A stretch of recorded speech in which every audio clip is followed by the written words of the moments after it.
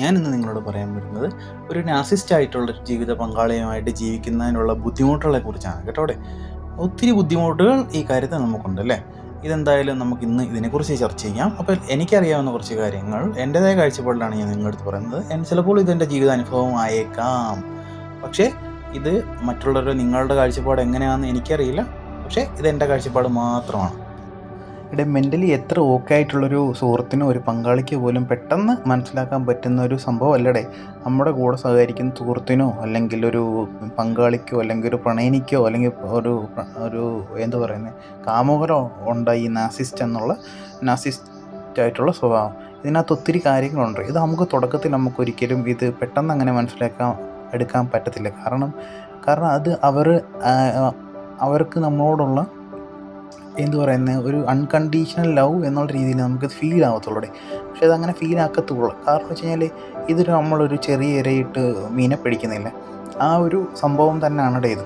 കാരണം വെച്ചാൽ ഒരു വലിയ മീനെ പിടിക്കാൻ അല്ലെങ്കിൽ ഒരു മീനെ പിടിക്കാൻ വേണ്ടി ഒരു ചൂണ്ടയിൽ ഇരയിടുന്ന ഒരു സംഭവമാണ്. അപ്പോൾ നമ്മുടെ നമ്മൾ തെറ്റിദ്ധരിക്കും നമ്മളൊത്തിരി. കാരണം ഇത്രയും ഒരാളാണല്ലോ ഇത്രയും സ്നേഹിക്കുന്നുണ്ടല്ലോ, കാരണം എല്ലാം മറന്ന് നമ്മൾ സ്നേഹിക്കുന്നുണ്ടല്ലോ, നമ്മൾ എന്ത് പറഞ്ഞാലും കേൾക്കുന്ന, അല്ലെങ്കിൽ ആ ഒരു രീതിയിൽ നമ്മൾ ഒത്തിരി ഇതാക്കൂടെ. കാരണം വെച്ച് കഴിഞ്ഞാൽ ഒരു ലവ് ബോംബിങ് നടത്തും. കാരണം ലവ് ബോംബിങ് എന്ന് പറഞ്ഞാൽ അറിയാലോ, ഒത്തിരി ഭയങ്കരമായിട്ട് നമ്മളെ സ്നേഹിക്കൂടെ. കാരണം നമ്മളെ ഈ സമൂഹത്തിൻ്റെ നിലനിൽപ്പ് എന്ന് പറഞ്ഞാൽ ഈ സ്നേഹം എന്നൊരു സംഭവം കൊണ്ടാണല്ലോ. അപ്പോൾ നമ്മൾ ഒരിക്കലും കിട്ടാത്ത അല്ലെങ്കിൽ അങ്ങനെ ആ രീതിയിലുള്ളൊരു സ്നേഹം നമ്മുടെ ജീവിതത്തിൽ നമുക്ക് കിട്ടുമ്പോൾ ഉറപ്പായിട്ടും നമ്മൾ അതുമായിട്ട് നമ്മൾക്ക് ഒരു അഡിക്ഷൻ ഉണ്ടാകൂടെ.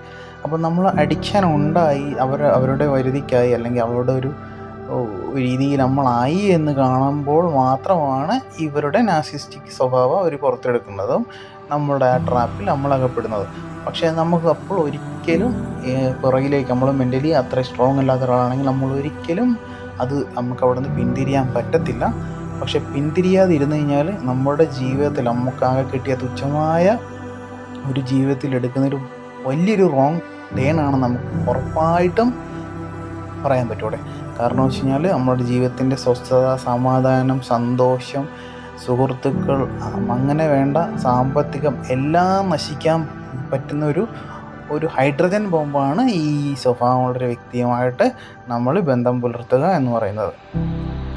ഈ സ്വഭാവങ്ങൾ നമ്മുടെ സുഹൃത്തുക്കൾ ഉണ്ടാവാറുണ്ട്, കൂടെ വർക്ക് ചെയ്യുന്നവരുണ്ടാവാറുണ്ട്. അതല്ലാതെ ഒത്തിരി ആൾക്കാർ നമ്മുടെ ദൈനംദിന ജീവിതത്തിൽ ഈ സ്വഭാവമുള്ളവർ നമ്മൾ കണ്ടുമുട്ടാറുണ്ട്, ഇടപഴകാറുണ്ട് അല്ലേ. പക്ഷെ നമ്മൾ മാക്സിമം ഇങ്ങനെയുള്ള ആൾക്കാരെ മനസ്സിലാക്കി കഴിഞ്ഞാൽ അവരെ അവോയ്ഡ് ചെയ്യുക. അല്ലെങ്കിൽ ഒരു പ്രണയിനിയാണെങ്കിൽ അല്ലെങ്കിൽ ഒരു കാമുകനാണെങ്കിലും നൈസായി അവോയ്ഡ് ചെയ്യുക എന്നുള്ളൊരു ഒരു തീരുമാനം മാത്രമാണ് നമ്മുടെ ഫ്രണ്ടിൽ മുന്നോട്ടുള്ളത്. ഏത് വില കൊടുത്തും നമുക്കിനി എന്ത് വില കൊടുത്തും അല്ലെങ്കിൽ എന്ത് ചെയ്തും അതിൽ നിന്ന് പിന്മാറുക, അല്ലെങ്കിൽ അവരുടെ ആ ഒരു സർക്കിളിൽ നിന്ന് നമ്മൾ പുറത്ത് കടക്കുക എന്നതാണ് നമ്മുടെ പ്രധാന ഇതായിട്ട് നമ്മൾ ആദ്യമേ ചെയ്യേണ്ടത്.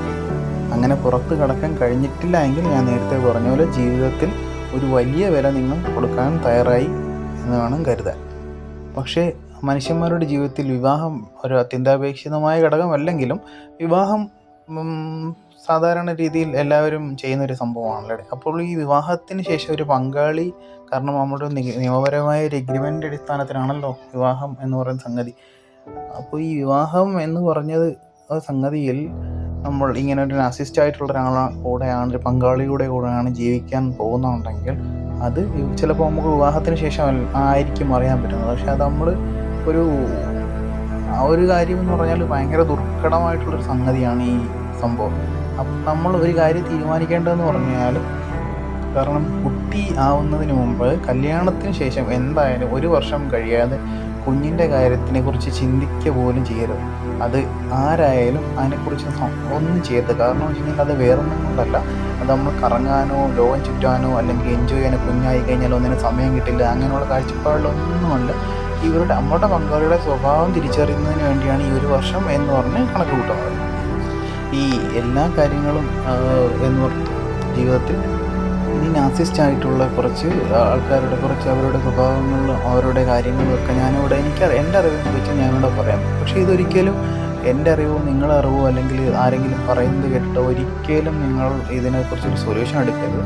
ഇങ്ങനൊരു സംശയം ഉണ്ടെങ്കിൽ ഇതിന് എന്ത് വില കൊടുത്തും ആ പങ്കാളിയുമായി നല്ലൊരു കൗൺസിലിംഗ് ചെയ്യുന്ന ഒരു കൗൺസിലറിനെ അങ്ങ് പോയി കാണുക, അല്ലെങ്കിൽ ഒരു ഡോക്ടറെ സമീപിക്കുക, സംസാരിക്കുക, കൗൺസിലിംഗ് നടത്തുക. അപ്പോൾ മനസ്സിലാവും ഇതിനകത്ത് എന്തോ സംഗതിയുള്ള, എന്താണ് കാര്യം, ആർക്കാ പ്രശ്നം, എന്തോ പ്രശ്നം.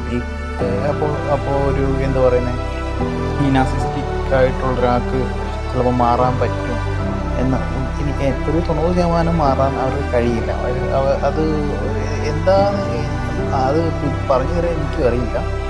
ഈ നാർസിസിസ്റ്റ് ആയിട്ടുള്ളൊരു സ്നേഹം ഞാൻ പറയാം. ഈ സ്നേഹം എന്ന് പറഞ്ഞാൽ അവർക്ക് സെൽഫ് ലവ് ആണ്. അവർക്ക് അവരോട് മാത്രമാണ് സ്നേഹം. അവരുടെ കാര്യങ്ങൾ നടത്താനും അവരുടെ കാര്യങ്ങൾ നടത്തി കൊടുക്കുന്നവരോട് ഒത്തിരി സ്നേഹം അഭിനയിക്കും. അതൊരിക്കലും മനസ്സിൽ നിന്ന് വരുന്നൊരു സ്നേഹമേ അല്ല, അതൊരു അഭിനയം മാത്രമാണ്.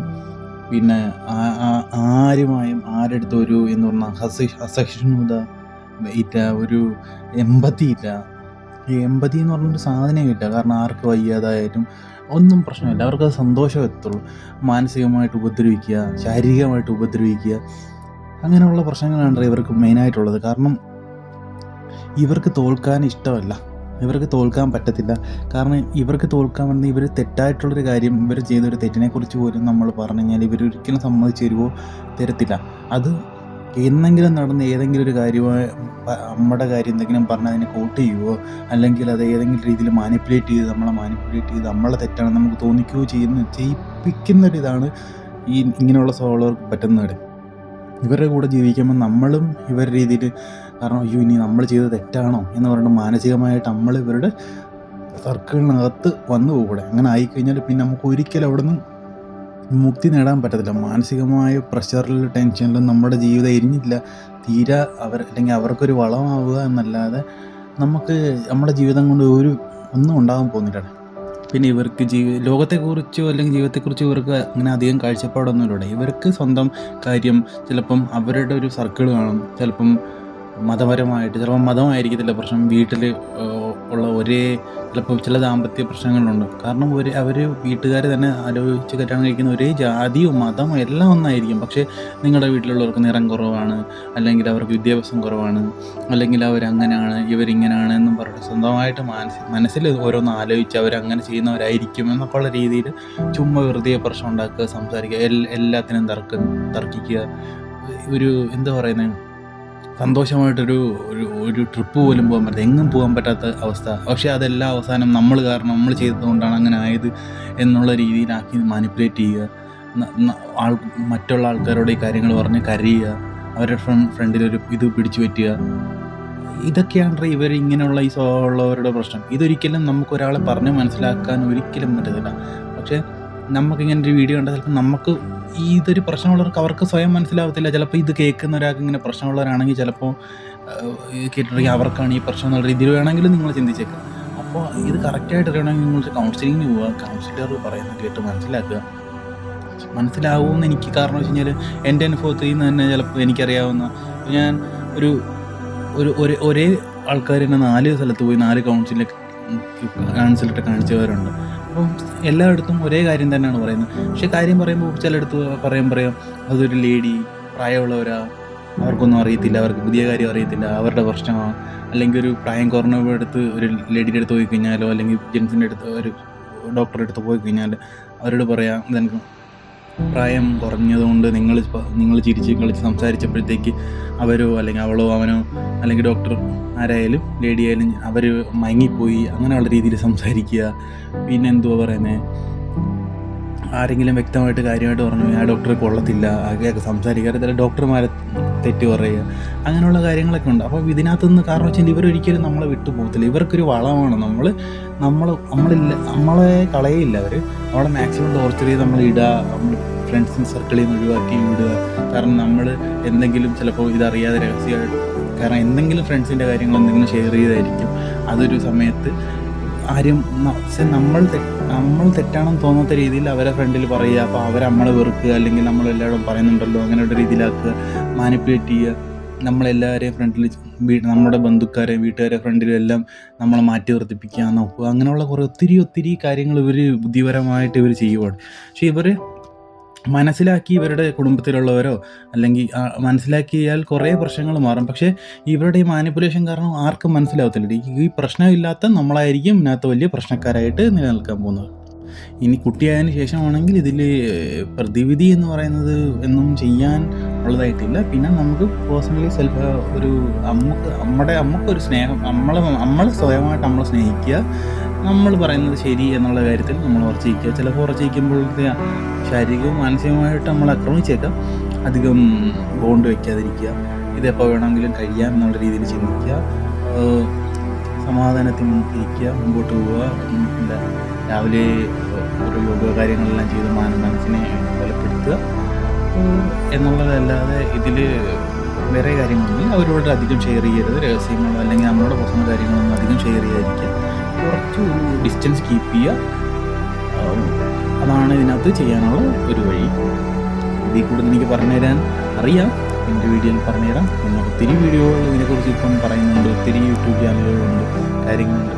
പക്ഷേ ഇത് അനുഭവിക്കുന്ന ഒരാൾക്ക് അത് കാണുമ്പോൾ ഇത് മനസ്സിലാവും. ചിലപ്പോൾ ഞാൻ പറയുന്നത് ഞാൻ ഒരു തുടക്കക്കാരനാണ്, യൂട്യൂബിൽ വെറുതെ എൻ്റെ ചുമ്മാ ഒരു വീഡിയോ ഇടുക, ഇതൊരു എന്താ പറയുന്നത് റീച്ചിന് വേണ്ടി അല്ലെങ്കിൽ ഇത് സെറ്റാവും അങ്ങനെ വിചാരിച്ചില്ല. വെറുതെ എനിക്ക് തോന്നിയ കാര്യങ്ങൾ ഞാൻ പറയുക.